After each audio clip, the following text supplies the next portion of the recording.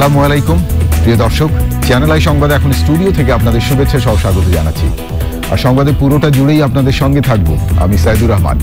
আশা করছি আপনারা আমাদের সঙ্গে থাকবেন। এখন সবার আগে শুনুন যথারীতি ফ্রেশ বিস্কুট সংবাদ শিরোনাম। ফেঞ্চুগঞ্জে তেলবাহী ট্রেন লাইনচ্যুত হয়ে সিলেটের সাথে রেল যোগাযোগ বন্ধ, চলাচল স্বাভাবিক করতে কাজ করছে উদ্ধারকারী দল। মিয়ানমারের সামরিক শাসন নিয়ে অবশেষে নিরাপত্তা পরিষদের বিবৃতি, সুচি ও প্রেসিডেন্ট সহ নেতাদের দ্রুত মুক্তি দাবি। পরিবেশের জন্য ক্ষতিকর শিল্প কারখানার কারণে হুমকিতে বঙ্গবন্ধু সাফারি পার্ক, অনুমোদন না দেওয়ার দাবি। এবং চট্টগ্রাম টেস্টের তৃতীয় দিনে 218 রানে এগিয়ে বাংলাদেশ, ইনজুরিতে চিকিৎসকের পর্যবেক্ষণে সাকিব আল হাসান।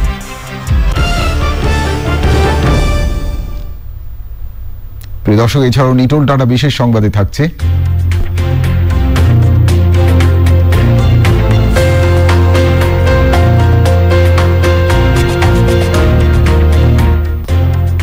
মাস্ক পরিহিত অবস্থায় ব্যক্তির অবয়ব শনাক্তকরণের নতুন পদ্ধতির খবর।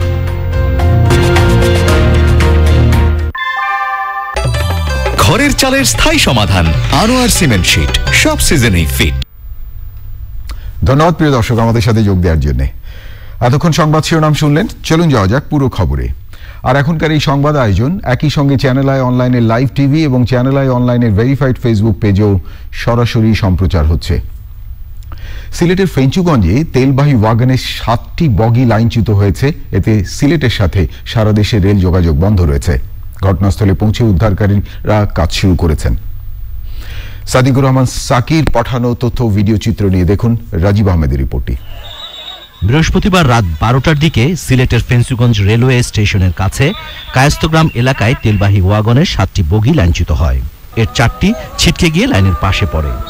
আমরা রাতে যখন 11টার দিকে যখন গাড়ির বিকট হরন শুনতে পাচ্ছি, বারবার হরন দিতেছে, তখন রাত 2টা পর্যন্ত আমরা আসছিলাম। সেখানে ফায়ার সার্ভিস আসছে, ফেঞ্চুগঞ্জ থানার প্রশাসন আসছে, আয়সা করছে। আমরা স্থানীয়ভাবে স্বেচ্ছাশ্রম দিয়েছি। লাইনচ্যুত বগিগুলো থেকে ডিজেল ছড়িয়ে পড়ে আশপাশে, তা সংগ্রহে হুমড়ি খেয়ে পড়েন শত শত মানুষ। এই পরিস্থিতি বলা যায় না, তাই আমরা সরকারের কাছে আবেদন করছি যে আমাদের দূরত্ব এই রেল লাইনের কাজটা হয়তো সংস্কার কাজ না হয় তাহলে তো দুর্ঘটনা ঘটবে। এখানকার 1 বছরের মাঝে হয়তো কাজ কাম খুবই খারাপ, এখানে কাজ হয় নাই, মানুষগুলা যাতায়াত করতে পারে না, সারা মাটি ভরে রেলগুলা ভরাট হয়ে গেছে। রেলওয়ে কর্মকর্তারা জানান, ঘটনার কারণ ও ক্ষয়ক্ষতি জানতে 5 সদস্যের তদন্ত কমিটি করা হয়েছে। 12টার দিকে দুর্ঘটনাটা ঘটেছে।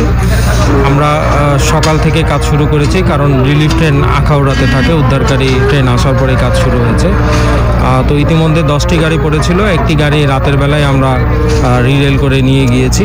বাকি যে 9টি গাড়ি, একটি যে ব্রিজ ভাঙা সম্ভাবনা থাকায়, মানে আমাদের ট্রেনের যে ফুল ক্যাপাসিটি করার জন্য যে উইংটা পুরোপুরি বের করতে হবে, ব্রিজ থাকার কারণে আমরা করতে পারতেছি না। এই কারণে আমাদের একটু প্রথম গাড়িটা তুলতে সময় লাগছে। আশা করি পরেরগুলো আমরা খুব সহজেই হয়তো দ্রুত তুলতে পারব। উদ্ধার কাজ করছেন রেলের বিভিন্ন বিভাগের 2 শতাধিক কর্মী। Rajib Ahmed, channel I. প্রিয় দর্শক, এবারে দৃষ্টি দেব মিয়ানমারের দিকে। মিয়ানমারে সামরিক অভ্যুত্থানের পর রাজনীতিবিদদের মধ্যে চলছে গ্রেফতার আতঙ্ক। ইয়াঙ্গুনে নিজ বাড়ি থেকে রাষ্ট্রদ্রোহ মামলায় গ্রেফতার করা হয়েছে দেশটির বেসামরিক সরকারের নেত্রী অং সান সুচির দল এনএলডির শীর্ষস্থানীয় নেতা উইন হেতেইনকে। অভ্যুত্থানের আগে 1 ফেব্রুয়ারি ভোরেই আটক করা হয় সুচি এবং দলের গুরুত্বপূর্ণ নেতাদের। 79 বছরের এই নেতা সুচির বড় সমর্থক ছিলেন। অভ্যুত্থানের পর একাধিক সাক্ষাৎকারে তিনি সামরিক বাহিনীর সমালোচনা করেছিলেন।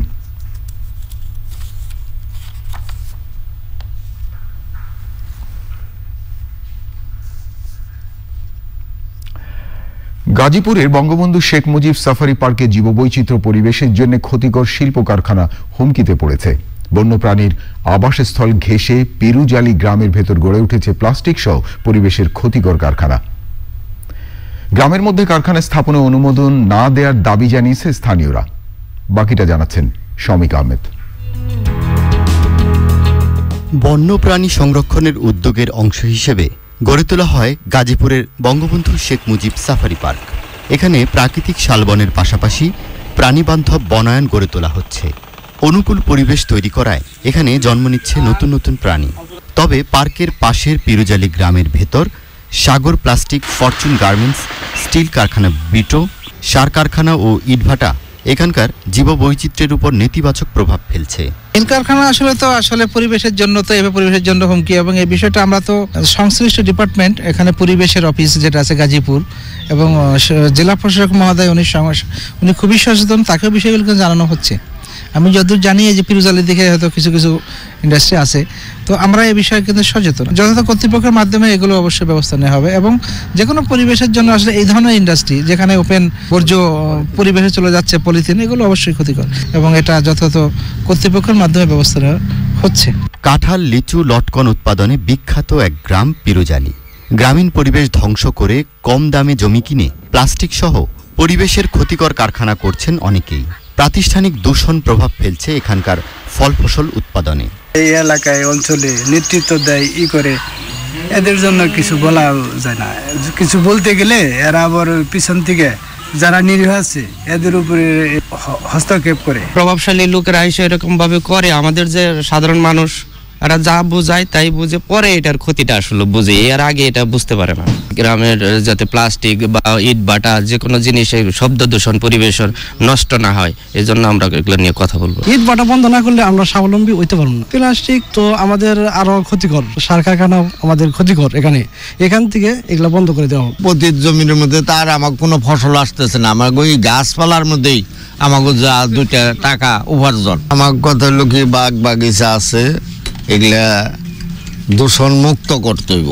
ইট ভাটা সহজে বিভিন্ন ধরনের ইন্ডাস্ট্রিয়াল সাইট তৈরি হয়েছে, এই সাইটগুলোতে যতটুকু আমরা উপকৃত হয়েছি তার চাইতে বেশি হয়েছি, কিন্তু সবুজের কিছু সাইট থেকে আমরা বঞ্চিত হয়েছি।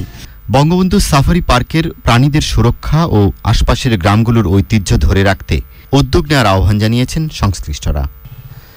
ছায়াশনিবির এই গ্রামে স্বল্পমূল্যে জমি কিনে কারখানা করছেন অনেক ব্যবসায়ী, কিন্তু গাজীপুর সদরের এই পিরুজালি গ্রামের মানুষ বলছেন নিজেদের অর্থনৈতিক উন্নয়নের জন্য মিল কারখানা নয়, তারা এই গ্রামের প্রাকৃতিক সম্পদের উপরই নির্ভর করতে চান। আর সেজন্য ব্যবসায়ীদের জমি কিনা বন্ধে ব্যবস্থা নিতে সরকারের প্রতি আহ্বান জানিয়েছেন তারা। গাজীপুর সদরের পিরুজালি গ্রাম থেকে সৌমিক আহমেদ, চ্যানেল আই। এবারে চট্টগ্রাম টেস্টের খবর। চট্টগ্রাম টেস্টে প্রথম ইনিংসে বেশ বড় লিড পেয়েছে বাংলাদেশ, তবে দ্বিতীয় ইনিংসের শুরুটা মোটেও ভালো হয়নি। 3 উইকেট হারিয়ে বাংলাদেশ সংগ্রহ করেছে 47 রান। এতেই তৃতীয় দিন শেষে বাংলাদেশের লিড দাঁড়িয়েছে 218 রানের। ইনজুরির কারণে দ্বিতীয় ইনিংসে সাকিব আল হাসানের মাঠে নামা নিয়ে রয়েছে অনিশ্চয়তা। দেখুন সাদি মাহমুদের রিপোর্টে।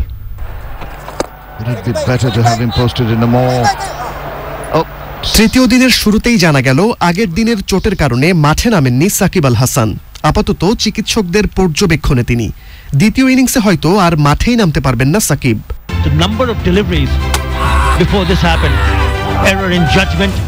বিশেষজ্ঞ এই স্পিনারের অভাব সেভাবে টের পায়নি বাংলাদেশ, কারণ অন্য 3 স্পিনার এদিন ছিলেন দুর্দান্ত। প্রথম সেশনেই তারা তুলে নেন উইন্ডিজদের 3টি উইকেট। 5 উইকেট হারানোর পর দ্বিতীয় সেশনে লড়াইয়ে ওয়েস্ট ইন্ডিজ। ব্ল্যাকউড ও জোশুয়া সিলভার শক্ত প্রতিরোধ। এই জুটিতেই ভর করে 5 উইকেটে 154 থেকে 253 রান তুলে ফেলে ওয়েস্ট ইন্ডিজ। এরপর থেকে শুধুই হতাশা উইন্ডিজ শিবিরে। মাত্র 6 রান তুলতেই ক্যারিবীয়রা হারায় বাকি 5টি উইকেট। টাইগার স্পিন ফিল্কিতে একে একে ফিরে গেছেন ব্ল্যাকউড, সিলভা, কর্নল, রোচ আর জোমেল ওয়ারিকেন। সেঞ্চুরি করা মিরাজ 58 রানে তুলে নেন 4টি উইকেট। 2টি করে উইকেট পেয়েছেন তাইজুল, নাইম ও মুস্তাফিজ। 171 রানের লিড নিয়ে দ্বিতীয় ইনিংসে ব্যাটিংয়ে টিম টাইগার্স। ক্যারিবীয়দের শেষ ব্যাটসম্যানদেরই হয়তো অনুসরণ করলেন তামিম ইকবাল আর নাজমুল শান্ত। স্কোরবোর্ডে 1 রান তুলতেই নেই 2 উইকেট। 5 রান করে ফিরে গেছেন আরেক ওপেনার সাদমান ইসলামও। দিনের বাকি সময়টা আর হতাশা বাড়তে দেননি ক্যাপ্টেন মুমিনুল হক ও মুশফিকুর রহিম। এতেই তৃতীয় দিন শেষে টিম টাইগার্স এগিয়ে 218 রানে। চতুর্থ ইনিংসের টার্গেট হিসেবে যা এরই মধ্যে চ্যালেঞ্জিং হয়ে উঠেছে। এরপর টাইগার ব্যাটসম্যানদের পার্টনারশিপে তা আরও চ্যালেঞ্জিং হয়ে উঠতে পারে উইন্ডিজদের জন্য। মুমিনুল 31 এবং মুশফিক 10 রান নিয়ে চতুর্থ দিন শুরু করবেন। সাদি মাহমুদ, চ্যানেল আই। প্রিয় দর্শক, এবারে ভাষার মাস ফেব্রুয়ারি।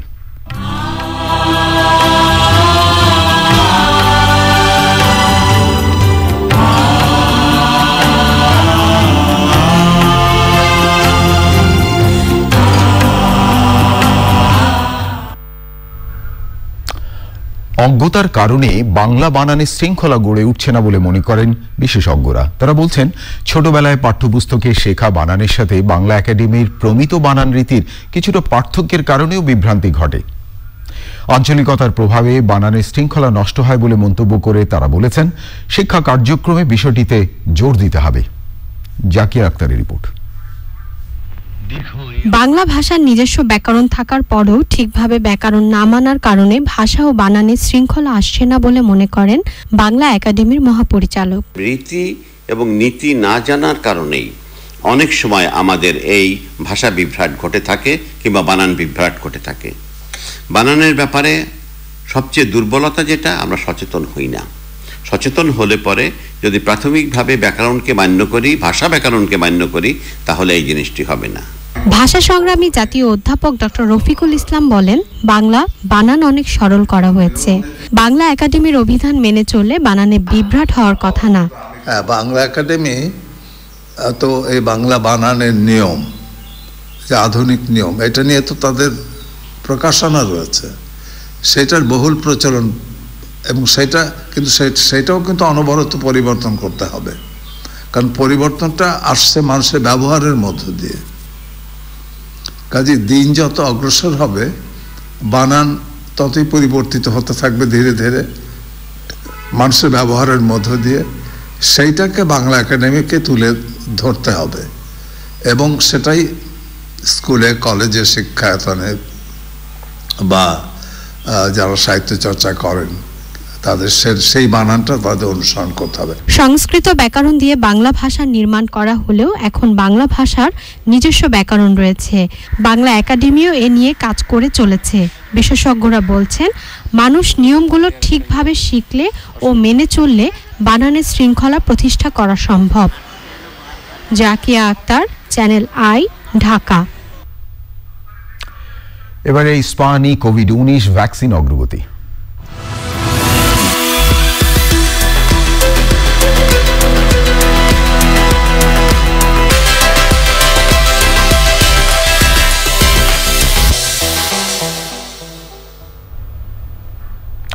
ভারতে জরুরি ভিত্তিতে প্রয়োগের জন্য চাওয়া ভ্যাকসিনের আবেদন প্রত্যাহার করেছে ফাইজার। জার্মানির বায়োনটেকের সাথে ভ্যাকসিনটির উন্নতি করা হচ্ছে, এমন ঘোষণা দিয়েছে কোম্পানিটি।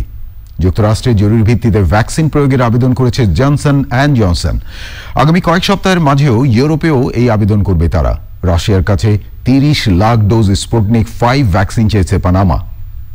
কঙ্গো রিপাবলিককে নিজেদের উৎপাদন করা 1 লাখ ডোজ ভ্যাকসিন দেওয়ার ঘোষণা দিয়েছে চীন। ফেব্রুয়ারিতেই আফ্রিকায় প্রয়োগের জন্য 9 কোটি ডোজ ভ্যাকসিন পাঠানোর ঘোষণা দিয়েছে কোভ্যাক্স। ইউরোপীয় ইউনিয়নের ভ্যাকসিন ব্যবস্থাপনার কঠোর সমালোচনা করেছে জার্মানি।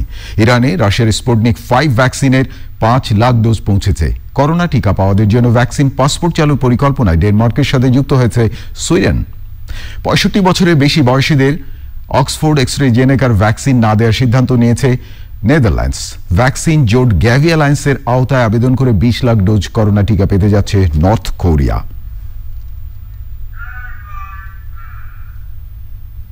প্রিয় দর্শক, এবারে দেশের করোনা ভাইরাস আপডেট।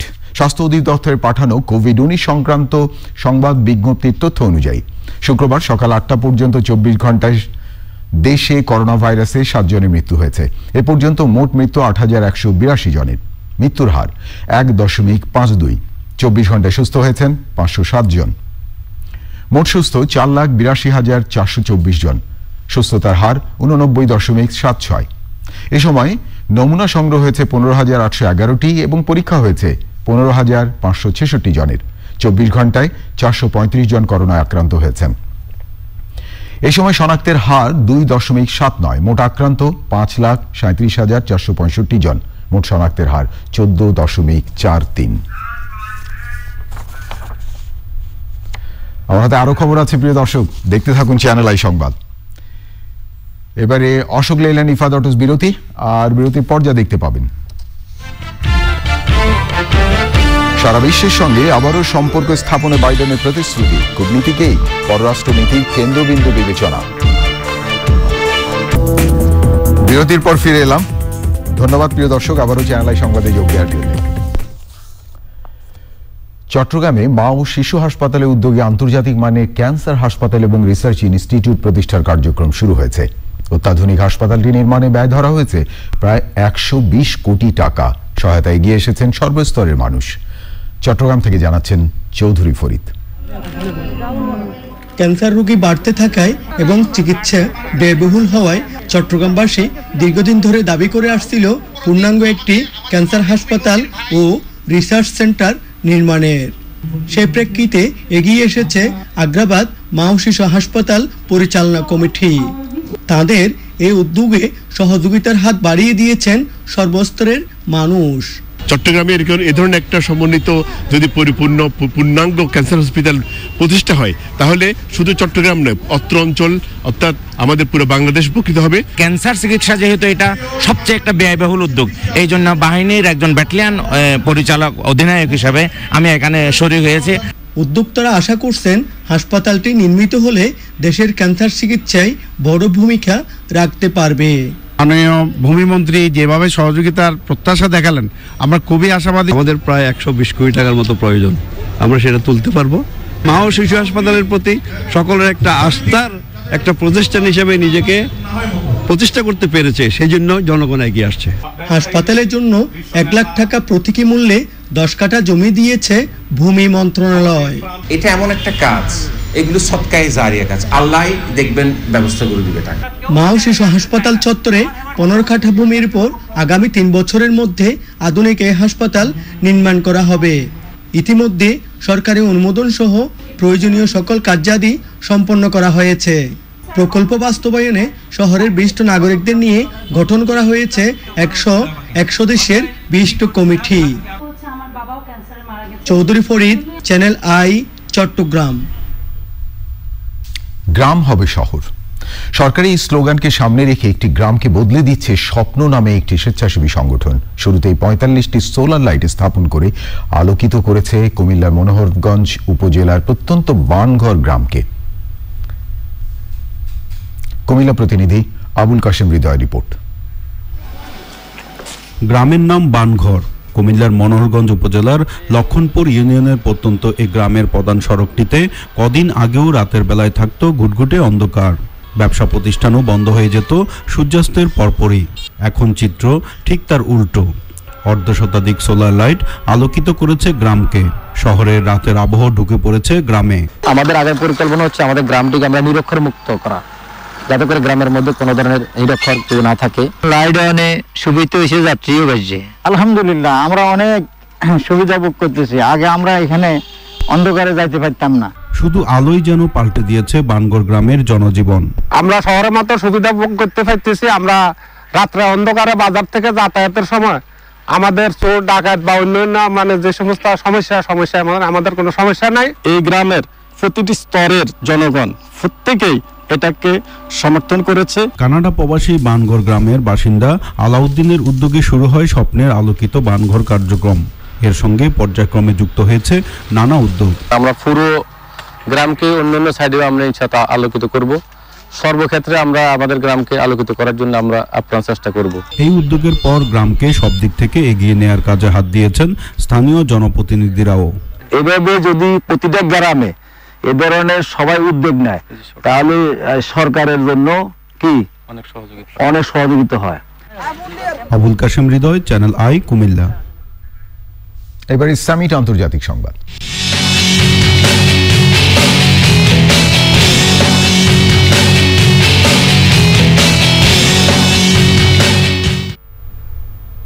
প্রিয় দর্শক, আন্তর্জাতিক অঙ্গনে এখন আপনাদের নিয়ে যাচ্ছি মার্কিন যুক্তরাষ্ট্রে। সারা বিশ্বের সঙ্গে আবারও কূটনৈতিক সম্পর্ক স্থাপনের ঘোষণা দিয়েছেন মার্কিন প্রেসিডেন্ট জো বাইডেন। নতুন ঘোষণা করা পররাষ্ট্র নীতিতে চীন, রাশিয়া, মিয়ানমার ও মধ্যপ্রাচ্য বিষয়ের উপর গুরুত্ব দিয়েছেন মার্কিন প্রেসিডেন্ট। যুক্তরাষ্ট্রে শরণার্থী প্রবেশে নিষেধাজ্ঞা প্রত্যাহার করারও প্রতিশ্রুতি দিয়েছেন তিনি। এবারে নিটোল টাটা বিশেষ সংবাদ।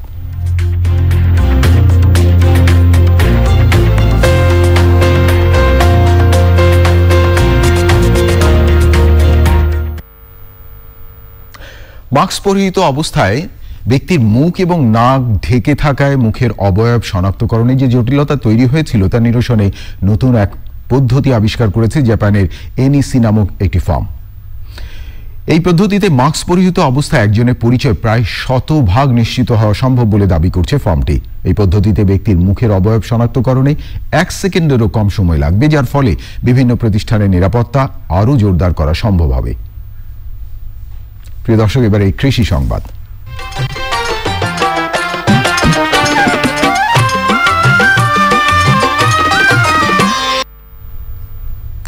দেশে বড় সেচ প্রকল্প তিস্তা ব্যারেজের পরিধি বাড়ানোর উদ্যোগ নিয়েছে সরকার। দীর্ঘমেয়াদী পরিকল্পনা বাস্তবায়ন হলে কৃষি, দারিদ্র্য বিমোচন এবং জীববৈচিত্র্যের ব্যাপক উন্নয়ন হবে বলে মনে করছেন সংশ্লিষ্টরা। এহসানুল হক সুমনের ভিডিও চিত্রে মেরিনা লাভলির 2 পর্বের প্রতিবেদনের আজ দেখুন শেষ পর্ব। 30 বছরেরও বেশি সময় ধরে বন্যা নিয়ন্ত্রণ সহ উত্তরের 3 জেলার 50,000 হেক্টর জমিতে সেচ সুবিধা দিয়ে আসছে তিস্তা ব্যারেজ প্রকল্প। তিস্তার মূল নদী থেকে পানি সরিয়ে সেচ সুবিধা দিচ্ছে কৃষকদের। ব্যারেজ এলাকা ও সেচ খালগুলোর পাশে বনায়ন করায় বেড়েছে প্রাকৃতিক ঐশ্বর্য।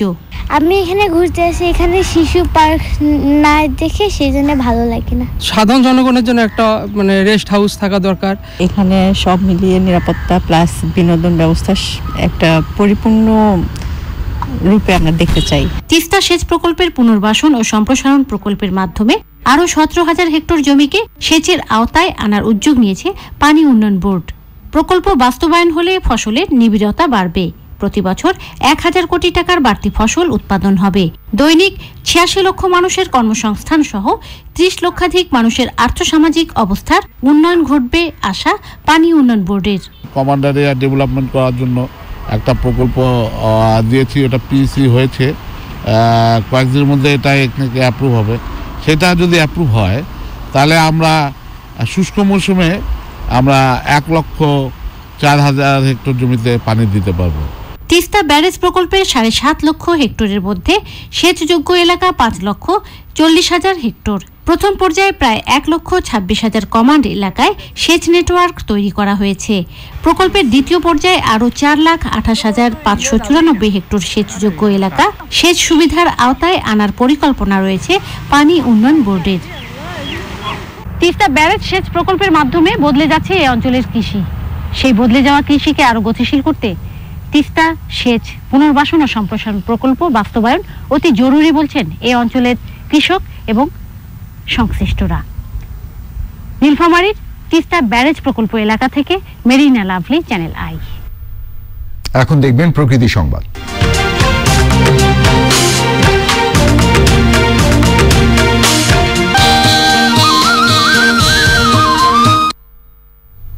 জলবায়ু পরিবর্তন মোকাবেলায় খুলনা ও সাতক্ষীরার উপকূলীয় অঞ্চলে জাতিসংঘ সহ আন্তর্জাতিক সংস্থার সহযোগিতায় উদ্যোগ নিয়েছে সরকার। জলবায়ু পরিবর্তন জনিত লবণাক্ততা মোকাবেলায় অভিযোজন সক্ষমতা বৃদ্ধিকরণ প্রকল্পে এই অঞ্চলের মানুষের জীবনযাত্রার মান উন্নয়ন ও সুপেয় পানির ব্যবস্থা করা হবে। দেখুন ড্যানিয়েল সুজিত বোসের রিপোর্টে। জলবায়ু পরিবর্তনের বহুমুখী প্রভাবে বিপর্যস্ত খুলনা ও সাতক্ষীরার উপকূলীয় অঞ্চলের মানুষ। 2 জেলার দাকব, পাইকগাছা, কয়রা, আশাশুনি ও শ্যামনগর উপজেলায় বিপদাপন্ন জনগোষ্ঠীর জন্য প্রকল্পটি জলবায়ু সহনশীল কর্মসংস্থান তৈরি করবে। আন্তর্জাতিক সংস্থা জিসিএফ এর আর্থিক সহায়তায় ইউএনডিপি মাঠ পর্যায়ে প্রকল্পটির গুণগত মান নিয়ন্ত্রণে কাজ করবে। বাস্তবায়ন করবে মহিলা ও শিশু বিষয়ক মন্ত্রণালয় এবং জনস্বাস্থ্য প্রকৌশল অধিদপ্তর। উপকূলীয় অঞ্চলে জলবায়ু পরিবর্তনের ফলে, বিশেষত লবণাক্ততার ফলে, অনুপ্রবেশের লবণাক্ত পানি অনুপ্রবেশের ফলে আমাদের যে জীবন জীবিকার যে বিরূপ প্রতিক্রিয়া হচ্ছে সেটাকে প্রশমন করা, আমরা মূলত 3টা কম্পোনেন্ট নিয়ে কাজ করছি এখানে। সুপেয় পানি এবং নারী জাতির জন্য সহজীকরণ এবং প্রযুক্তিকে সহজকরণ, টেকসই এবং লাগামের মধ্যে নিয়ে আসার জন্য জনস্বাস্থ্য প্রকৌশল অধিদপ্তরের আরও টেকনোলজিস্ট যে বিষয়গুলো আছে এগুলো নিয়ে কাজ করা উচিত বলে আমি মনে করি এই প্রজেক্টে। 5 উপজেলায় প্রত্যক্ষ ও পরোক্ষভাবে 7 লাখের বেশি মানুষ উপকৃত হবেন বলে প্রকল্প বাস্তবায়ন নিয়ে মত বিনিময় সভায় জানানো হয়। আমরা অর্থায়ন করছি সেটা যেন জলবায়ু পরিবর্তন জনিত সমস্যা হয়, এটা হচ্ছে প্রথম শর্ত। দ্বিতীয় শর্তটা হচ্ছে এই প্রকল্প থেকে আমরা যে সকল কার্যক্রমে সহযোগিতা দিব সেই কার্যক্রমগুলো যেন জলবায়ু সহিষ্ণু হয়। আমাদের এই উপকূলীয় এলাকায় লবণাক্ততার কারণে আমাদের সেফ ড্রিঙ্কিং ওয়াটারের যে একটা সমস্যা আছে সেই বিষয়ে একটা হচ্ছে যে ক্যাপাসিটি বিল্ডিং। দুর্যোগকালীন সময় এই সমস্ত লোকজন বিশেষ করে এই উপকূলীয় এলাকায় তাদেরকে মানে অ্যাওয়ারনেস বিল্ড আপ করা, তাদেরকে এই যে ক্লাইমেটের সাথে অ্যাডাপ্টেশনের যে বিষয়গুলো আছে সেগুলোকে সম্পৃক্ত করার জন্য উদ্দেশ্য করা হয়েছে প্রকল্পটি। প্রথমে 2 জেলায় শুরু হলেও 5 বছর মেয়াদী প্রকল্পে উপকূলীয় আরও 6 জেলা যুক্ত করা হবে। Daniel Sujit Bose, channel I, Khulna. প্রিয় দর্শক, এবারে পপুলার লাইফ ইন্স্যুরেন্স বাণিজ্য সংবাদ।